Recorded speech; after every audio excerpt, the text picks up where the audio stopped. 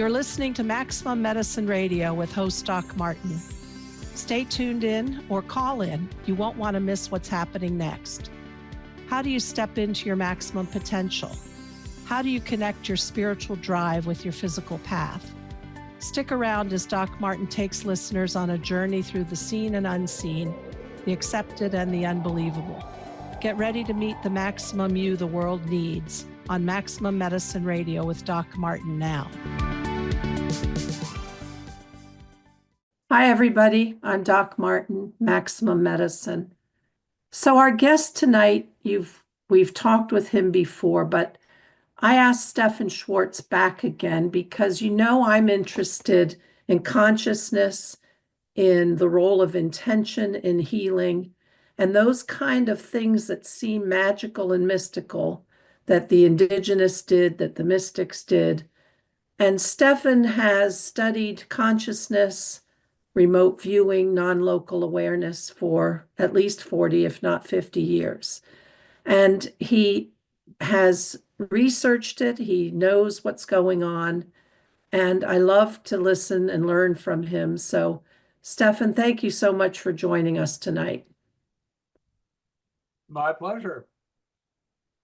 So I want to first make sure I get all the listeners to recognize that the coursework that's available on the website glidewing.com. I just took Stephan's course in remote viewing. .org? .org. Okay, pardon me. Glidewing.org. And I just took his course in remote viewing, and it has videos of lectures from the pioneers in the research of remote viewing and consciousness. So it's really worth checking it out. And there are other teachers on there as well. So if you'll check that out. So Stephan, when I was listening and watching these videos with Russell Targ, Hal Puthoff, I'm going to forget most of their names, so I apologize for that. But I was struck by the things that New Age-wise we talk about all the time. We call it energy. You have made it clear it is not energy. But there is consciousness that exists outside of space and time. And I want to talk about that tonight. I want to talk about non-local awareness. I want to talk about the role of intention and how can we utilize that aspect of our consciousness to elicit healing for ourselves and for the planet. So that might be a tall order. So we'll get whatever we can get in tonight. Okay, that works. So ask me a question. So yeah, you talk and you teach about non-local awareness. What is that? Well, when you start with this, it changes your entire perspective on what reality is. The scientific evidence, and I stress again, I mean, you know this. I'm not philosophizing. I'm not speculating. I'm not metaphysically conjecturing. Everything I talk about is objectively verified experimental research. So that's important, I think, because not everybody does that. So you start with this. And I will start with a quote from Max Planck in 1931. He, of course, the father of quantum mechanics, was asked a question by a reporter from the Observer newspaper in London. And they went up to him, and he didn't give a lot of interviews. So when he did, it really stands out. And the reporter said to him, you and Einstein are the two most famous scientists in the world. What have you learned? And I think they thought he was going to talk about, I don't know, molecules or fields or something. But what he said was, what I have learned from the research that I've done is that consciousness is causal and fundamental. Space, time arises from consciousness, not consciousness from space-time. Now, you think about that for a minute, because what it's really telling us is that what we call reality is kind of like a video game in which we're little players. Because once you get the idea that consciousness is causal, then you recognize also that there is, and again, this is again based on the research, you begin to understand that there is continuity of consciousness. That is, there is what I call the eternal self, what religions call the soul or the spirit, and that this eternal self episodically creates a personality and incarnates it, choosing the race, the gender, the geographical location, the socioeconomic background, everything. And that what comes across from one life to the other is information. So this is the formulation of a incarnation through intentioned consciousness. And we know from experimental research that intentioned consciousness has the power to alter physical reality and well-being. For instance, I did a study some years back in which I had people do healing, and they did everything from evangelical Christian healing to Buddhist healing to, I don't know, all sorts of things. But anyway, the idea was that they would spend a few minutes with someone who was randomly selected and to whom they had been randomly assigned, but they didn't know. And that person would try to hold them in what I call therapeutic intention. And while they were doing it, they would have little vials of water in a kind of tube, cloth tube tied around their hand, a 5-minute bottle, a 10-minute bottle, and a 15-minute bottle. And these little bottles were hermetically sealed, and I had actually had the water produced by another laboratory by actually combining the gases, H2O. So this was as pure as water can get. It would have been unsafe to drink it, I think. But it was in these little sealed glass bottles. So the person did whatever form of healing they did. 5-minute bottle, then somebody came in, changed it to another bottle, 10-minute bottle, then somebody changed it to a 15-minute bottle. And we examined these bottles using something called infrared spectrophotometry, which is a standard technique for analyzing various things, in this case, water. And there were 2 spectroscopists who did it independently and who didn't know what the other found. So all kinds of controls were built into this thing so that there was you couldn't criticize it by saying, oh, well, they knew each other and that person was influenced for that reason, or you didn't, the spectroscopists talked between themselves and agreed, or whatever. I mean, any kind of criticism you can think of. Anyway, the idea was, I had 2 hypotheses when I did this. One was that the longer the exposure of the water, the more dramatic the change. And the other was that there was, in each case of the 3 bottles, there was a 4th bottle that was called the control bottle, and it didn't go into the healing room where this took place. But I had a 5th bottle that was literally in the room, but nobody knew that but me. It was hidden away and they couldn't see it. They didn't see me do it. So nobody else knew that it was there.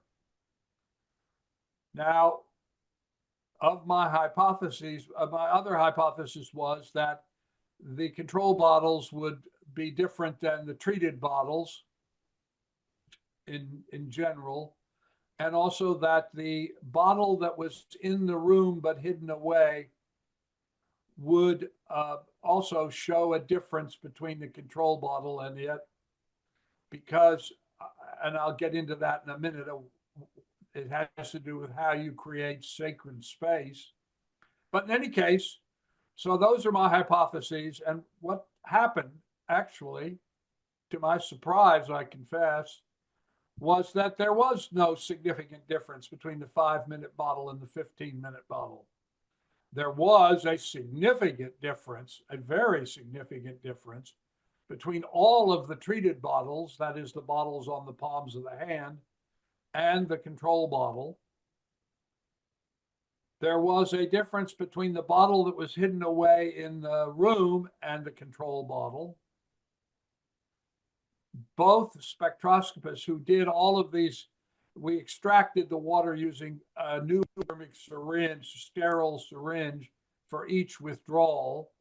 And so there's a whole, there were a whole bunch of hypodermic syringes with needles. And as I said, there was no difference between the 5-minute bottles and the 15-minute bottles. So that told me that holding healing intention, it was not a function of time. It was a function of intention. That's one thing. Second thing, that holding healing intention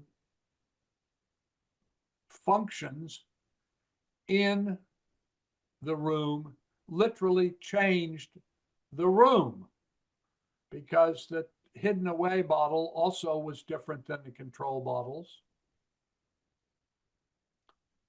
And these people had everything from HIV, AIDS, to stomach problems, to skin disorders, all kinds of things. And they showed improvement after the healing session. So what do we conclude here? It is possible, by holding healing intention, whether for just a couple of minutes or for a longer period of time, that you can affect the well-being of another organism. That's one thing. The other is that doing so repeatedly in a single space caused a change literally in the space. So that's one experiment. I'll tell you another experiment. That has ramifications then for places we consider sacred sites. That is correct.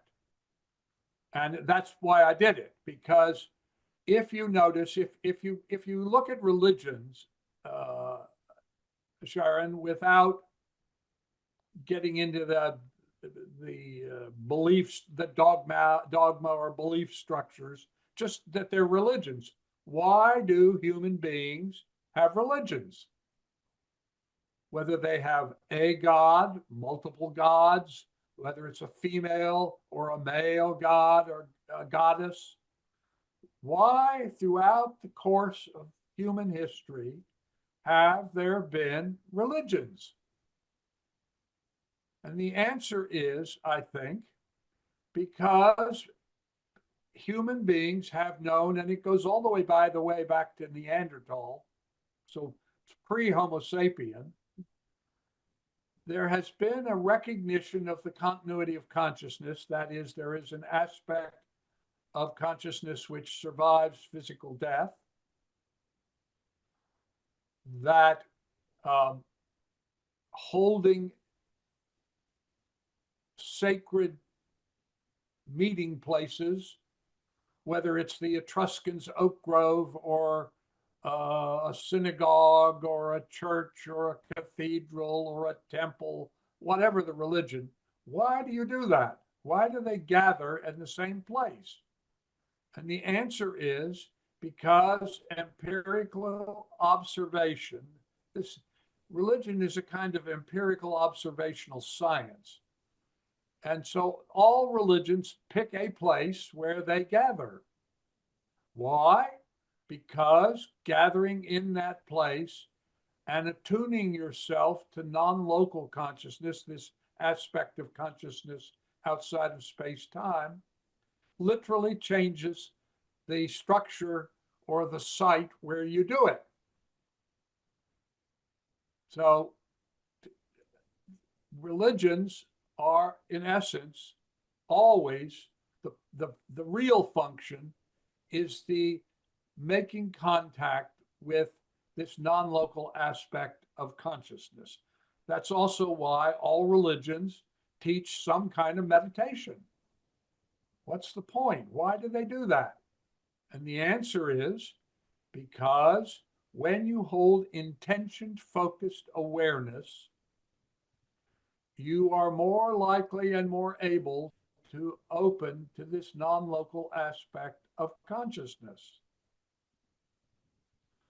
Now, if you think about how religious ceremonies are structured, what do? You get together at an agreed upon time. You say something that defines that particular religion. You know, it's the Nicene Creed, for instance, or whatever. It's some kind of belief structure that you say together. Why do you do that? Because we know from research from people like Andrew Newberg, who created what he called neurotheology, by monitoring the brain function of people in ceremonies, he discovered that when people gather and they do this, and then there is a period where there is drumming, chanting, singing, dancing, something, that when that happens, their brains all entrain. That is, the brains all begin to follow the same patterns. And then at the end, there's a period of time in the ceremony where someone speaks in tongues, they prophesy, they do healing, whatever. And then in the end, there's a recommitment to gather again at an appointed time. And so, in a sense, all religions, forget about the particular dogmas of any religion, are about focusing together, and it gets stronger when there's a group of people to make contact with this eternal aspect of the self. I'll give you some other experiments. I got interested in why is water and wine so frequently a part of religious ceremonies. I mean, when you go to communion, why is there wine? Why not orange juice or something else? Well, there's a reason for that, as it turns out. I described what happens to water. Well, I did another study. And by the way, you can go to academia.edu or go to my personal website, stephanschwartz.com, and you can download these papers. I've published all of this in peer-reviewed academic journals. But in any case, I got interested in this question about wine and water. And so I got a bunch of wine, all the same, but I didn't tell people that. What I did was I went to 7 friends of mine and I said to them, I'm about to buy a big bunch of wine, a lot of bottles. And I've got a couple of candidates and I'd like to know which one you think is the best. So would you do me the favor of having a wine tasting party and get at least 7 people to do it, to come to the party? and I'll give you 2 bottles of wine, and you have them taste it and tell me which bottle they think is the best. Now, in fact, it was all the same wine. What I did was open up the wine bottles, 750 milliliter, and I put them into 2 separate carafes, which I labeled A and B. So it's the same wine in both bottles. And I then had a random number generator designate one as treated and one as control. And I took the treated bottle to another group of friends who didn't know anything about the wine tasting business. And I said to them, would you put this bottle of wine on a bench or a stool or, on a platform, something? And would all of you in your spiritual meeting meditate, focus on this bottle of wine and focus that it become treated with the intention that your meeting is holding. So this was all kinds of groups, Rudolf Steiner groups, Alice Bailey groups, Edgar Casey groups. Doesn't make any difference. They all ended their meetings by having a joint group meditation. And when they did that, they put the bottle on in front of the circle of the people, and they focused on it. And then I got it back, and I gave the 2 bottles, A bottle, B bottle, which was originally just 1 bottle of wine. And I had people do the tasting. And what I discovered was that I did it 12 times, that in 11 of the times, they picked the treated bottle more than the untreated bottle. Now, it was exactly the same wine. The only difference was one of the bottles had been the focus, they didn't know that, of therapeutic intention. And it had changed the structure of the wine.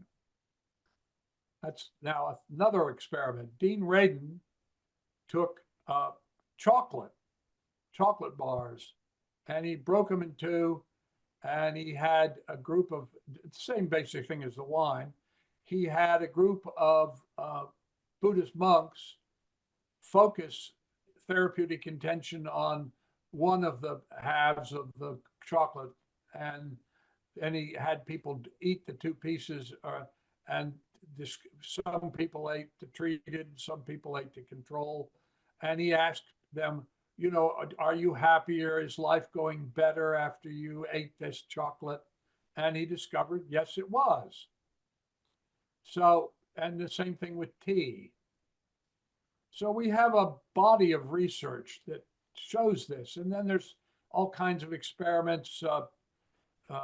Jean Barry at the Institut Metaphysique in Paris, he got little petri dishes of bacteria, of fungus, and he asked people who, without touching them, to look at them, focus them on therapeutic intention, and either in a good way or a bad way. And he discovered it went both ways.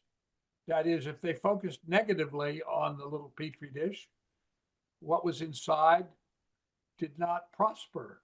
If they focused in a positive way, it did. So, I mean, I could go on and on. There's a lot of this research. People tend to think of it. Would you agree then that conceptually talking to your plants makes a difference? It does. And in fact, I had 2 friends who wrote a book called The Secret Life of Plants, Chris Bird and Peter Tompkins. And Chris Bird, who was a very good Harvard-trained researcher, they went around and they found that Cleve Baxter, for instance, showed that when you focus therapeutic intention on the plants, they prospered. Biodynamic agriculture, gardening, which comes out of Rudolf Steiner, also makes the point that focusing therapeutic intention on your plants will make them prosper. So basically, what I'm trying to say is that all living organisms are affected in objectively measurable ways when you hold intentioned awareness about them.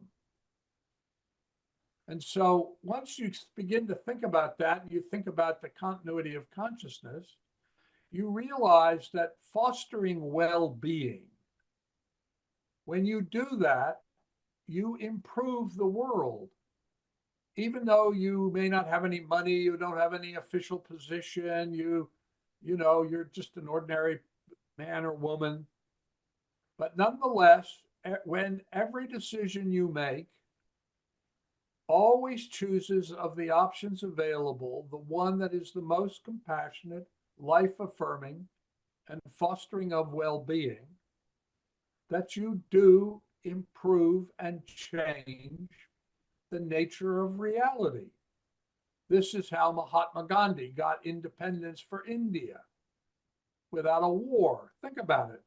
He got the most powerful country at the time to give up their most cherished colony and give it independence without a war. I mean, in order to create the United States, we had to fight a war with Britain. But Britain gave up India, and they did it because Mahatma Gandhi knew this, understood this, and he got the people of India to commit to doing nonviolent, compassionate, life-affirming choices in everything they did. This is how Nelson Mandela got apartheid ended in South Africa.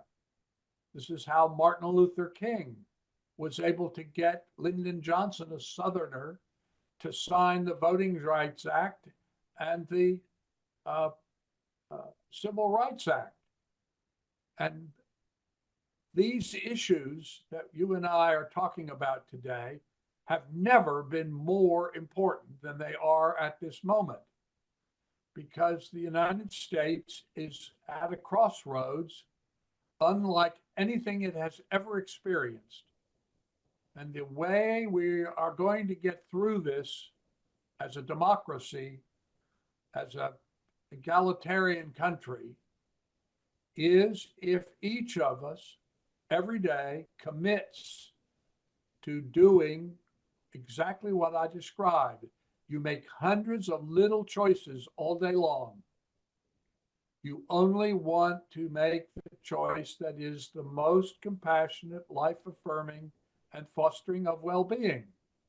You don't want to buy anything from a company that is supporting what is going on in the United States at the moment.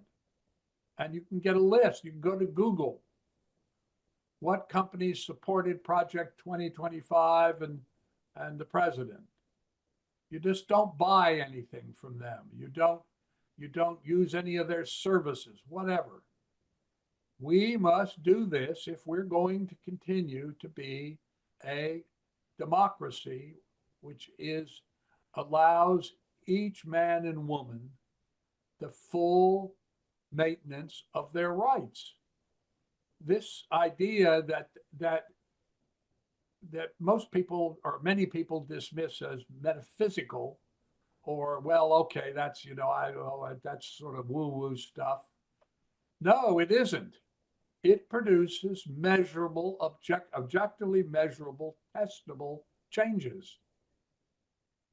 And when we realize that, look at the World Happiness Index. Just go do a Google on the World Happiness Index.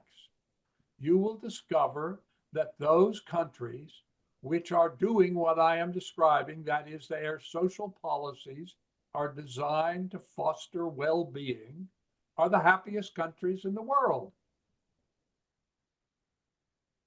Now, all the people that are watching this or listening to it have a choice. What are we going to do?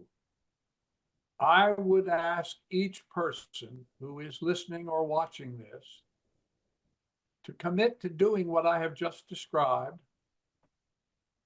Every choice is the most compassionate, life-affirming, of the options available to you, that you tell 10 people that you are doing this as a discipline and invite them to join you, and ask 10 of their friends to do it.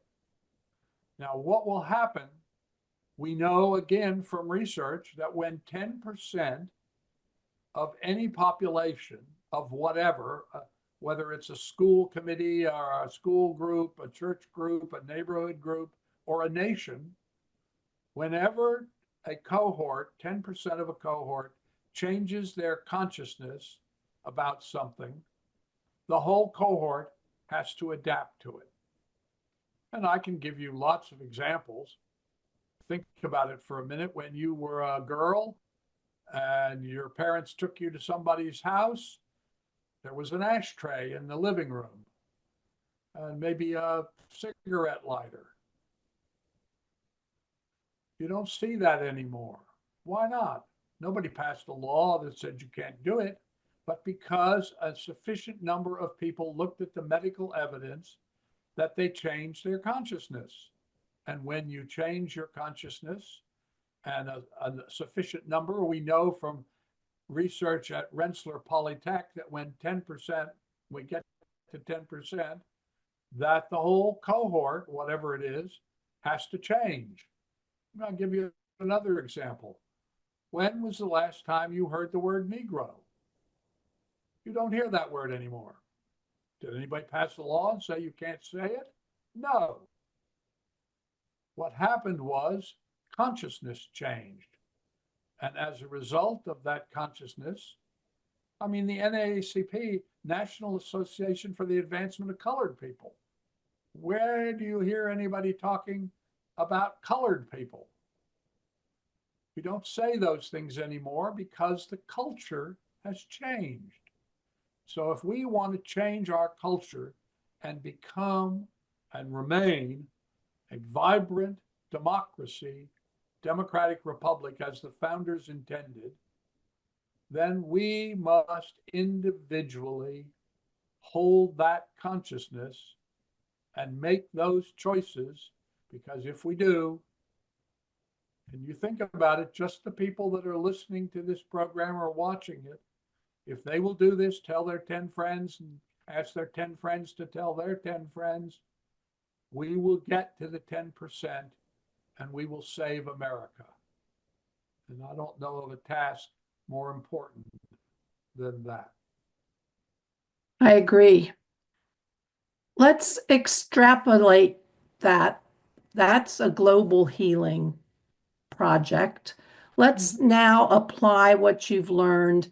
How can an individual apply this knowledge to healing themselves?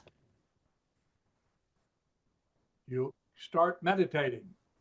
The most important gift you can give yourself is to develop the daily practice of meditation, 20 minutes a day. You can go to my website, stephanschwartz.com, and you can download. I created a meditation technique based on science, not religion, called Meditation for Modern Minds. I did that because most meditation techniques date back to cultures which were radically different. They didn't have electronics. They didn't travel a lot. They didn't have the kind of education we have today. So I wanted to develop a meditation technique where you literally could change yourself. Physically, mentally, emotionally, I make a difference between the two, and spiritually, deepen your understanding of this non-local aspect of consciousness. If you will develop the daily practice of meditation, 20 minutes a day, you can change your life. You can change your physical circumstances, your physical health. You can change your mental health. You can change your emotional health. You can change your depth of spiritual understanding. And where does intention play a role? Like in the meditation, or is it separately from those 20 minutes? How does intention play a role in somebody healing themselves? Well, you have to hold the intention to develop the discipline. That's the key to the whole business. Are you prepared to give 20 minutes a day? You go to the same location, you sit in a comfortable position, you hold the intention, you you pick some kind of phrase or a mantra or an affirmation. Um, be still and know that all is one. You say that 2 or 3 times, then you pause. For a while, there is nothing. Then thoughts bubble up. If the thoughts deal with the affirmation, be still and know that all is one, you think them. If they don't, you say your affirmation again a couple of times. You stop. There will be nothing for a while. Then thoughts will bubble up. And at the end, and you keep doing that through the 20 minutes. You visualize when you start, you look at the clock and you visualize what it will look like 20 minutes from now, because you will discover that you can do exactly 20 minutes. My wife and I do this every night at about 10 o'clock before she goes to bed and I go back to work. And I haven't used an alarm clock in, I couldn't tell you how many decades, because when I go to bed, if I have to get up at a certain hour, I visualize what the clock will look like. That's one of the gifts that come out of doing this. And then at the end, before you begin the meditation, the whole practice, you make a circle, make 4 circles: physical, mental, emotional, spiritual. And you put in your physical things, your physical word, what is it that I would like to be? You want a word that represents both what you are now and what you would like to be. So let's say you're grossly overweight. And so your word, it would be food, for instance. And you feel depressed a lot of the time. So your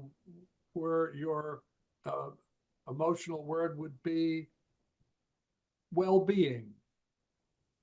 You find that you can't seem to remember things, and so your mental word might be memory, and then your spiritual word might be contact.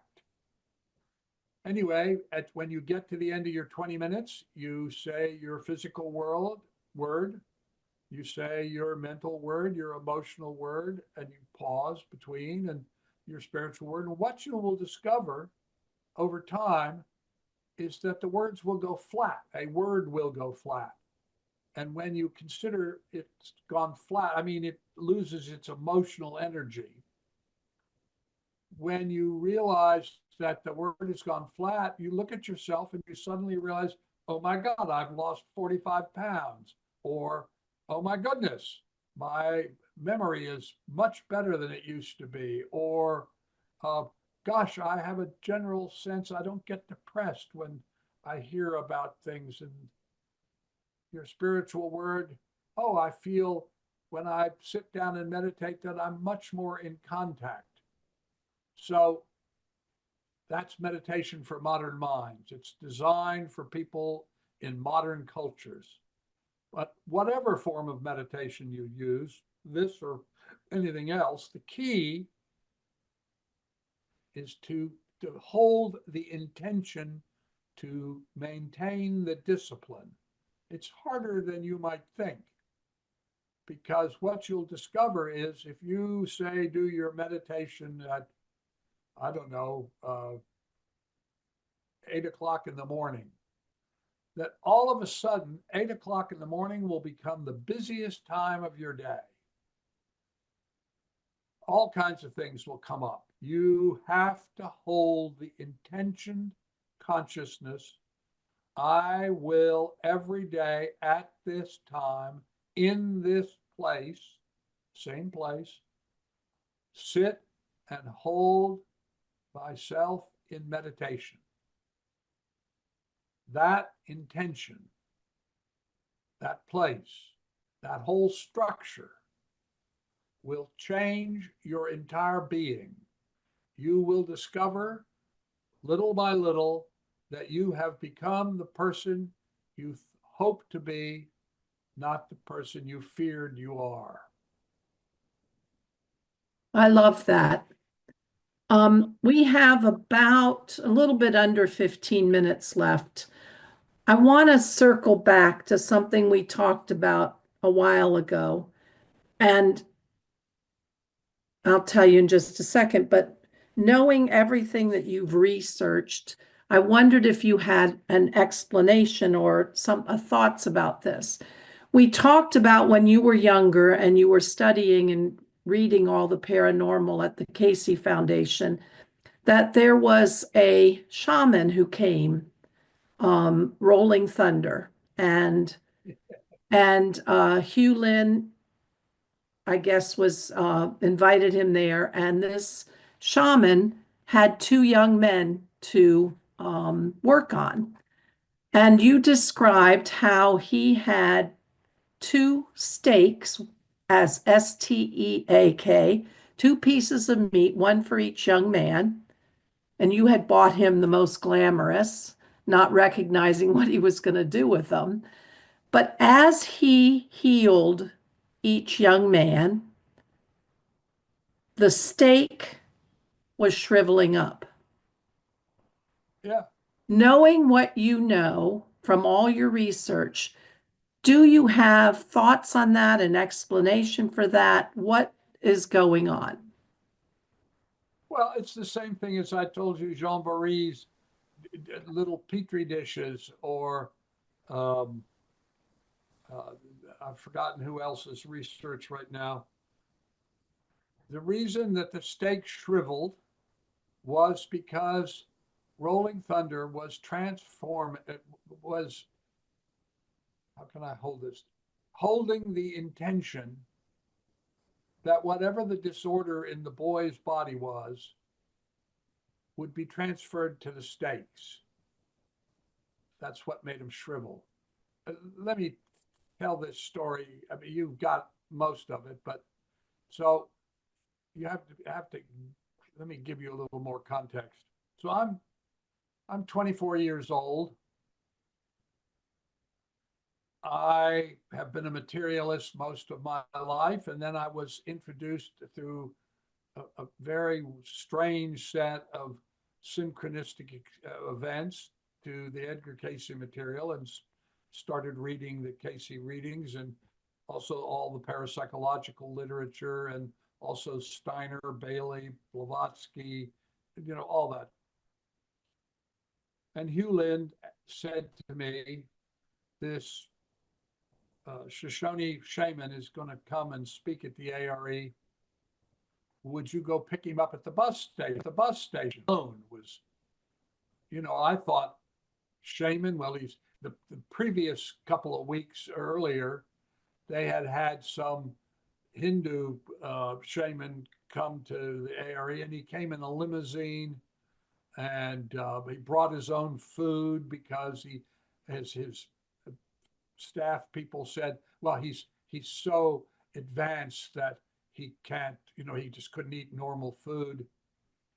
And he was flown in, and it was like Rajneesh, where they bought him a Rolls Royce. I've forgotten how many to travel around in. Anyway, this guy looked like what you would think a superior being might be like. At least me, 24 years old. So I said, well, sure, of course, I'll be glad to do it. So he said, well, he's coming into the Norfolk bus station. Coming into the bus station? I mean, really? He's this ultra advanced shaman, and he's riding down to wherever he's coming from. He's coming in on a bus, a Greyhound bus. I don't know. They still have Greyhounds. I'm not sure. But anyway, so I went to the Greyhound bus. I didn't have any idea I'd never seen him. I didn't know who he was. And I went into where people went when they were waiting or when they arrived. And there was a kind of coffee bar in the thing. And there was a guy, he was clearly an Indian, Native American. Uh, he had on this old hat, he was smoking a pipe and was drinking a cup of coffee. At, at, at, at first, I thought, well, that can't possibly be the right guy. But he was the only Native American there. So I knew it had to be him. So I went up to him and said, excuse me, I introduced myself. Are you Rolling Thunder? He said, yes. I said, oh, I'm supposed to pick you up and take you to the ARE. And he said, okay. So we got in my car and I was living in Virginia Beach, ARE's in Virginia Beach. And I was driving down through a shopping center and he said, oh, could you get me, I need a couple of steaks. Could you get me a couple? And I thought, oh, well, he wants to eat steak. And so I went into the shop and went up to the butcher and said, can you give me two of the best porterhouse or New York strips that you got? And he said, sure. So he did. And I paid for them and brought them back. And we got back in the car and we were driving home. And in those days, probably still, there was a road that went through a state park. And he said to me, as we were going through the state park, would you stop? Would you pull over? I thought he wanted to go out, go to the bathroom to take a leak. And he got out and he took his bag and he walked into the woods and disappeared. I could not, I thought, what is going on? Anyway, I went home. I put the steaks in the refrigerator. And the next day, he gave his talk. And then we went out. And he said to me when he got out and go in the woods, bring the steaks tomorrow. So I put steaks in a cooler. And I still didn't have any idea what he wanted with them. But I got there early and there were staff at the ARE was moving two massage benches out into the parking lot. And I thought, well, that must be where they're going to do this healing because Hewlin had said he was going to do a demonstration of healing. I'm gonna just interrupt you to let you know we have 6 minutes left.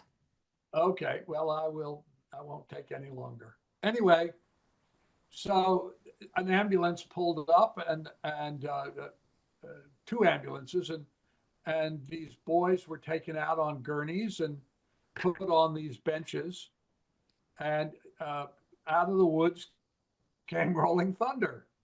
And he said to me, would you build, he looked down at the benches. He said, right over there, sort of a couple feet away, would you build two fires? And I said, yeah, okay. So I got enough wood and I built two little fires. And he said, okay. And did you bring the steaks? I said, yes, I got the steaks. Well, would you take them out of the package and just lay them on the ground? And so I did. And then he began this first with one boy and then with the other. And with the first boy, he had an injury in his leg. And when he got through with that boy, he had a kind of a feather, an eagle feather or something, and he kind of stroked it over the boy's body and he chanted while he was doing it, and he would flick it down toward the meat. And as he did that, the meat began to shrivel. And so that the first boy, he was healed. This injury that he had, which was, a visible injury, was healed. And then he went over to the other boy and he started up again. And only this time it didn't quite work as well. And he went over to Hugh Lynn and I was standing next to Hugh Lynn and he said, the mother won't let me heal this kid. She likes him being dependent on her. And Hugh Lynn said, Okay. So anyway, it went on for a little while, but it didn't heal in the way that the first one does. But he stroked it, and the stake didn't wither or um, decay as much as the first one did. Anyway, when it was all over, he just kicked the stakes into the fire, and they burnt up. And came over and said to Hugh Lynn, "Well, the boy uh, didn't want me to heal him," and that was it. And I said to Rolling Thunder, "What were you doing?" And he said, "I was holding the intention that these injuries would heal." And I said, "Well, what was the feather in the steak business?" And he said, "That's the way in my tradition we do it." And when it was all over, I thought, as I was standing there, and there were all these doctors who had come to witness this, and there's a whole crowd of people standing around, all these doctors, and they're all talking, and they couldn't figure it out, and they were very surprised. And anyway, everybody walked away, and I'm just left sitting by myself. Hugh Lynn has gone off with Rolling Thunder, and I thought, what the hell just happened? What? This is a whole. What is reality telling? What is this telling me? And I realized it was telling me that if we hold a consciousness with intention, that we can alter reality. And I think the corollary to that also is if you've got a competing intention, the mother's need for the kid to stay sick, so she had a role or whatever it was, that is as powerful as the healer's intention, and perhaps more so because of their shared Yes. consciousness. Yes, Yeah. because the linkage between the boy and the mother was stronger than the linkage Yeah. between the boy and Rolling Thunder.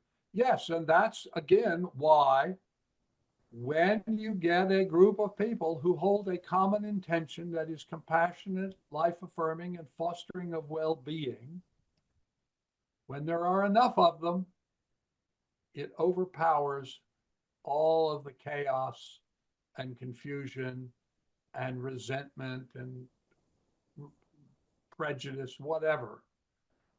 You can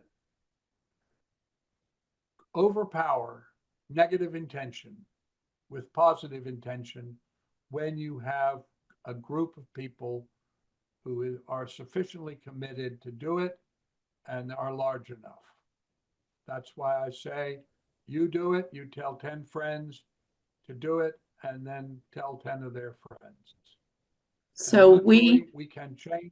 we can heal ourselves, we can heal our country, we can heal our planet. Yes, that is correct. Stephan, we're going to close up now, but I just want to thank you again for sharing your years of study and wisdom with us. And you helped me change. And a year and a half ago, almost 2 years ago, when you said, always hold a thought of well-being, it shifted how I do my practice of medicine, that even with the most difficult patients, before I left the room, I found one thing to say something promoting well-being to them, and it changed me. I don't have any feedback from them if it changed them, but it changed me, and it made me able to put up with the chaos and the stress, and people are holding a lot of fear. So thank you. And I'm so happy you joined us here tonight.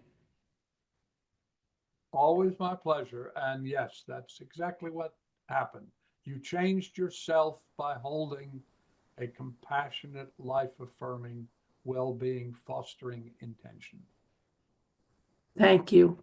Everybody, I'm Doc Martin with Maximum Medicine. This is Stephan Schwartz. You can find his website, stephanashwartz.com. You can find his courses glidewing.org. And we'll probably think of something else he can teach us and have him back again. Stephan, thank you so much. My pleasure. You've been listening to Maximum Medicine Radio with Doc Martin. Tune in next time while the doc talks health, spirituality, and the impact your beliefs have on every part of who you are, body and soul. Doc Martin unpacks the challenges we face as human beings and teaches callers to open the door between the scientific and the mystical. To learn more about Doc Martin and Maximum Medicine, visit www.sharonmartinmd.com.